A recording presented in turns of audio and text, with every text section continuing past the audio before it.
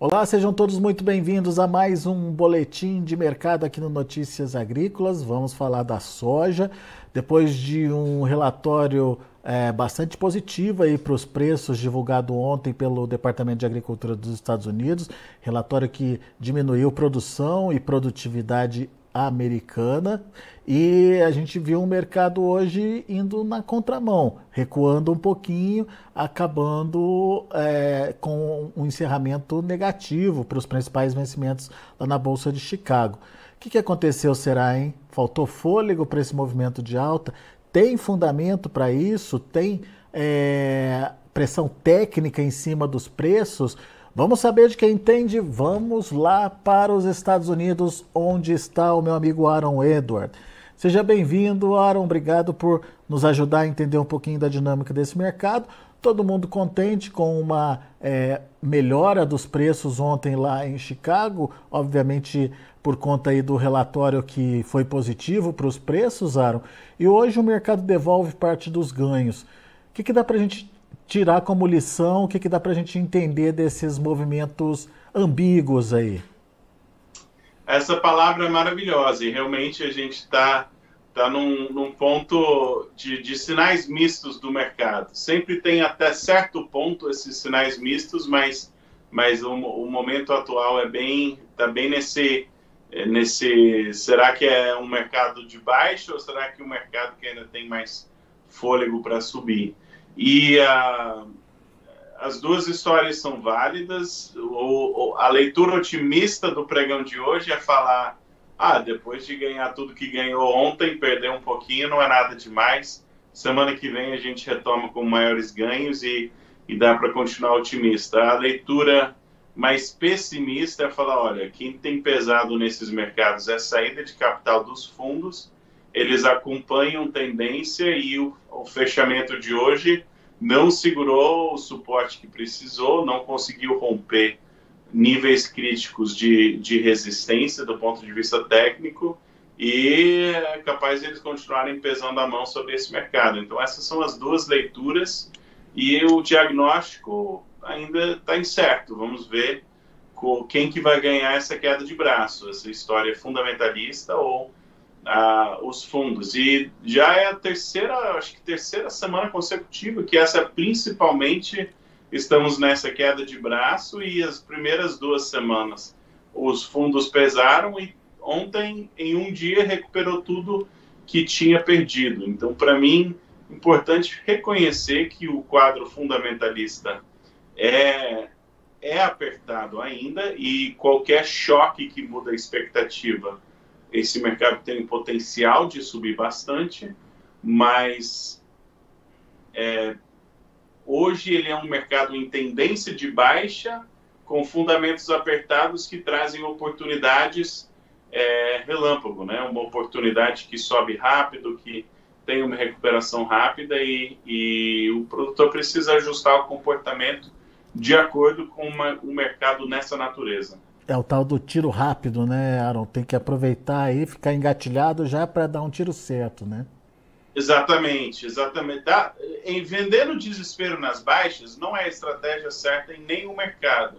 Mas em um mercado em ascensão, um mercado altista, que sobe com bastante facilidade e quase não cai, né? Caminha lateralmente, cai um pouco, o que você tem as quedas duram pouco e são rapidamente compradas, e você pode vender lotes pequenos de forma bem espaçada, e essa é a melhor forma de você administrar, não porque senão você abre mão de muito potencial. Em um mercado baixista, exatamente o que você falou, tem que dar o tiro rápido, tem que vender lotes um pouco maiores, tem que ser um pouco mais frio e direto e passar a régua e vender. Então, eu acho que esse ajuste de comportamento do produtor é muito válido. É muito difícil você transicionar de uma postura de vendas em um mercado altista para uma postura de vendas que condiz com o mercado de baixa. Mas esse ajuste é importante fazer. Mas enquanto a potencial de preço, eu continuo achando que, especialmente sendo que tem áreas que estão tendo dificuldade no começo do plantio e Já tem gente falando em replantio, o Brasil plantou 10% da área e já estão falando em replantar. E tem outras áreas secas, então não tá esse céu de brigadeiro para o mercado de soja, não. Assim, ainda tem problemas pela frente, muito provavelmente, que podem trazer sustentação ao preço. Então, eu ainda continuo otimista, mas com essa ponderação de ser um pouco mais rápido no gatilho. Aaron, você trouxe já alguns fundamentos, mas vamos relacioná-los aqui para ficar mais fácil de entendimento para o produtor. Quando a gente olha do ponto de vista de fundamentos, o que te faz acreditar, ou quais são os fundamentos que te fazem acreditar no mercado mais altista ou mais forte aí para a soja? Excelente pergunta. Então, eu trabalho com duas telas, né? Um mercado e outro e-mail, notícias, tudo. Então, quando em uma tela aparece vermelho de soja, na outra tela rapidamente aparece aumento de exportações, né? Então, não é tão automático, mas é muito normal você ter aí uma queda de soja e logo depois um flash sale. Ou seja, a demanda está aproveitando o recuo no preço para comprar. Então, a minha opinião é que a demanda ainda tem potencial de crescer. Isso seria uma notícia favorável e, em confirmação a isso, os estoques finais projetados para os Estados Unidos reduziram.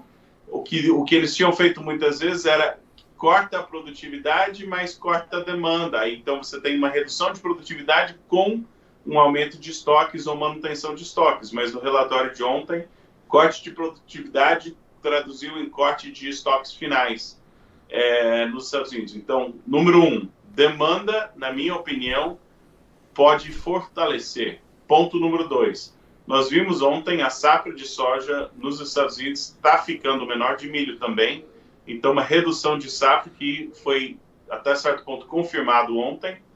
Número 3, a projeção, as projeções de estoque a nível mundial para 2024 estão acreditando numa safra brasileira de soja de 163 milhões de toneladas pelo USDA e 162 pela Conab.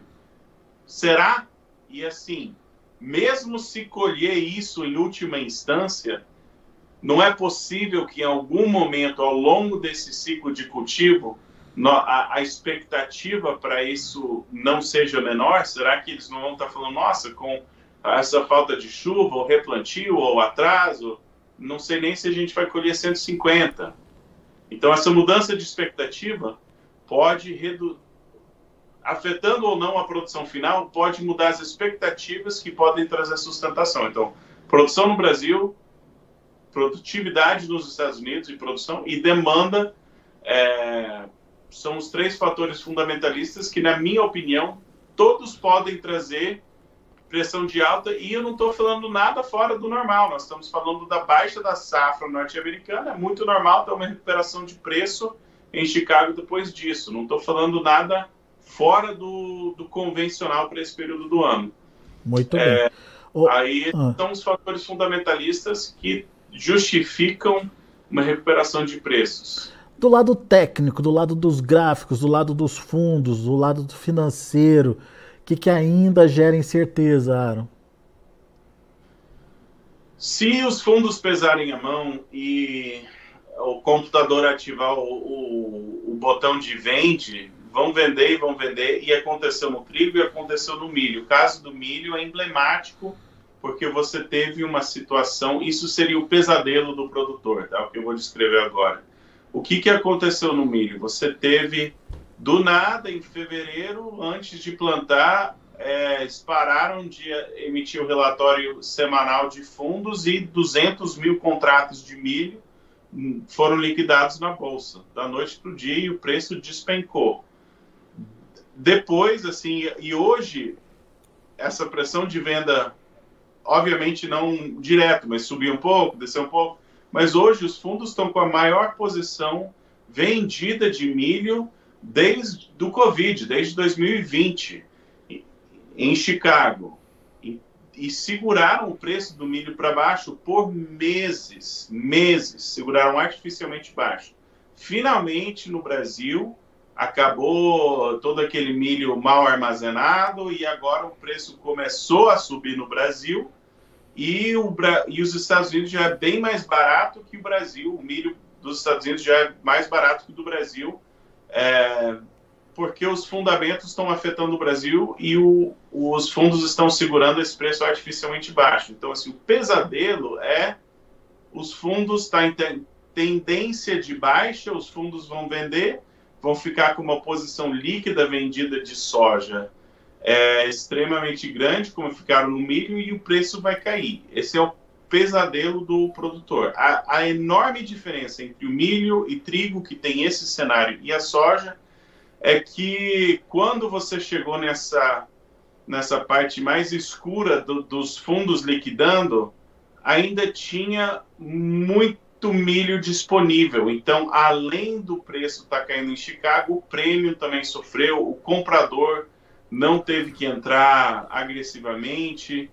E isso, para mim, é diferente na soja, porque, de forma geral, a gente vê uma queda de soja, a gente vê um aumento de demanda, e a gente, muitas vezes, também vê uma compensação no prêmio, que eles dão um prêmio. Então, ainda parece que o comprador tem fome o suficiente para não deixar o preço da soja cair muito, mas isso não vai durar para sempre. Mas, por hora, ainda é minha opinião que a gente está num mercado de soja com uma certa sustentação. E você me alertava também que o fechamento de hoje tem a ver com essa análise técnica também, principalmente por conta de não conseguir romper uma resistência, é isso, Aaron? Que resistência é essa? Então, assim, a queda de preço hoje não é preocupante do ponto de vista fundamentalista. Subiu, recuou um pouco.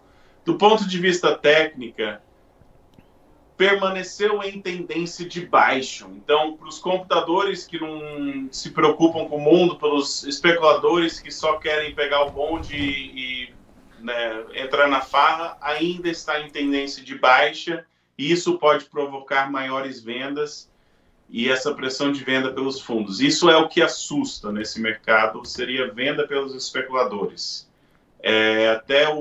Até sexta-feira passada, eles estavam na soja praticamente com uma posição líquida neutra, mas se eles começarem a vender e realmente empurrar a soja para baixo, isso preocupa. E o fechamento de hoje preservou a tendência de baixa, que pode fazer esses fundos continuarem sua pressão de venda.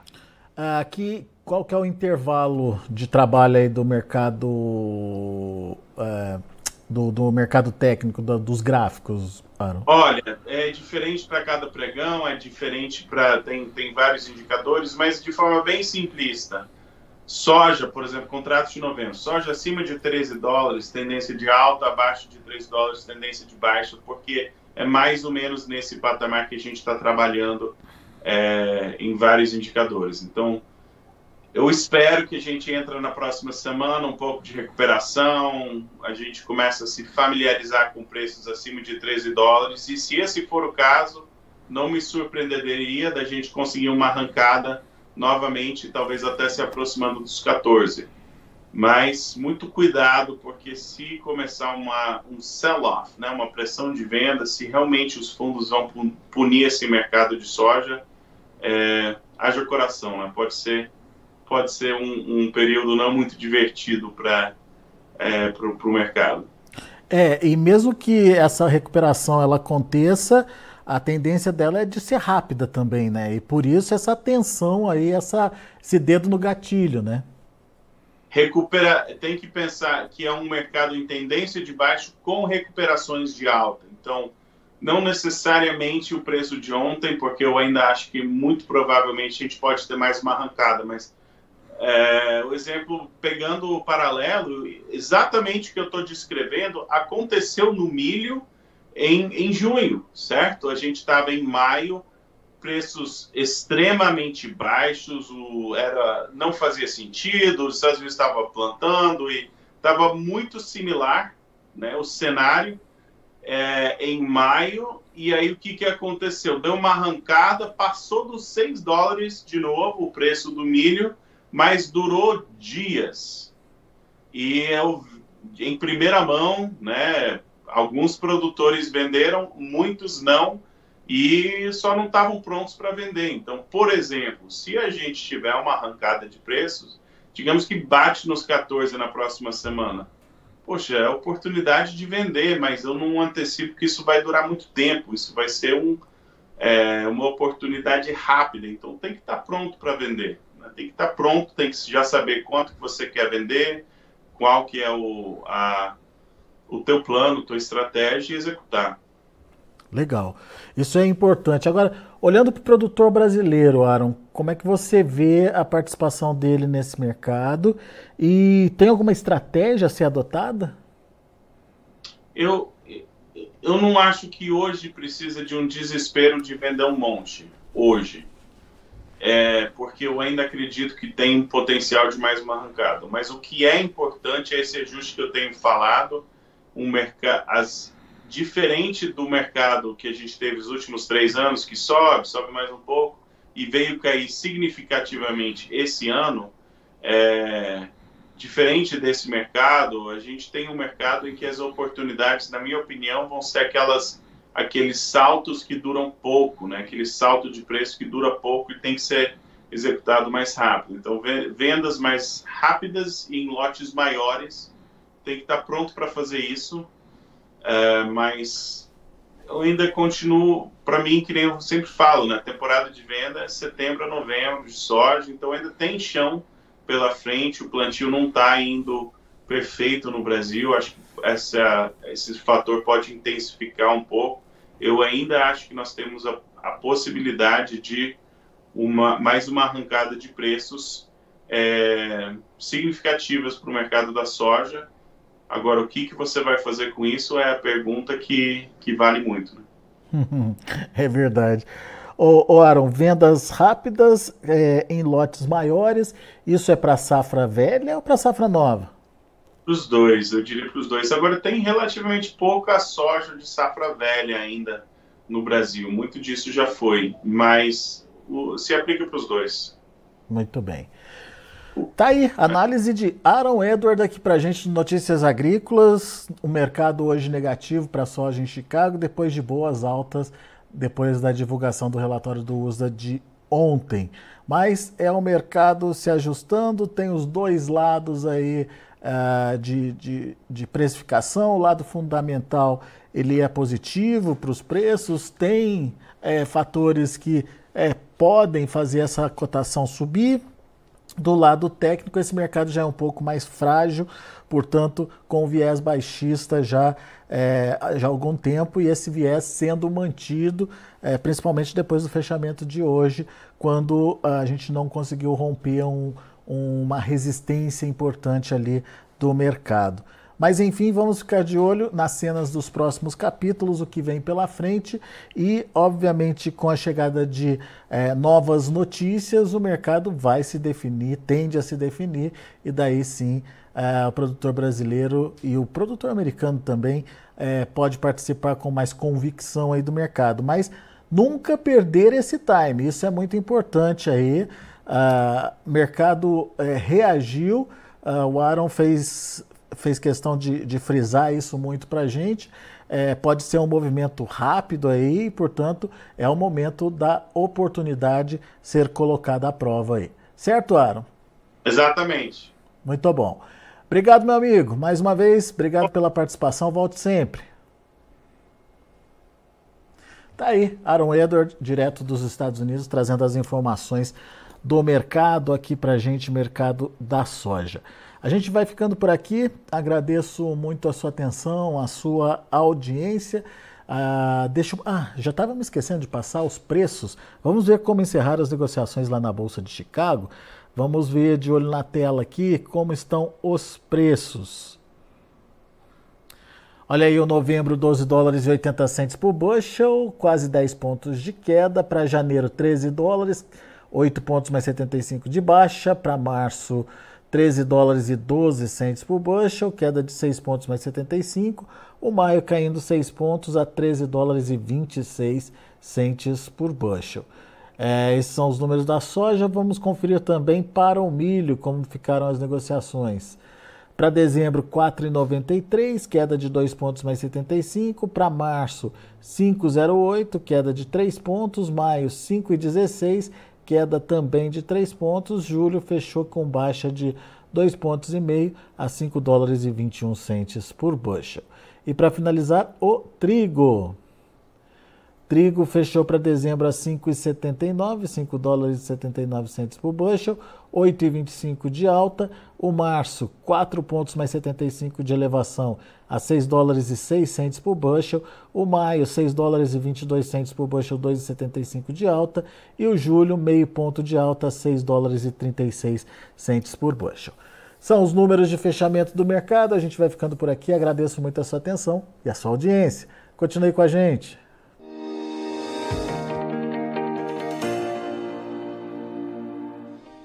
Se inscreva em nossas mídias sociais. No Facebook, Notícias Agrícolas. No Instagram, @Notícias Agrícolas. E em nosso Twitter, @Norteagri. E para não perder nenhum vídeo, não se esqueça de nos acompanhar no YouTube e na Twitch, Notícias Agrícolas Oficial.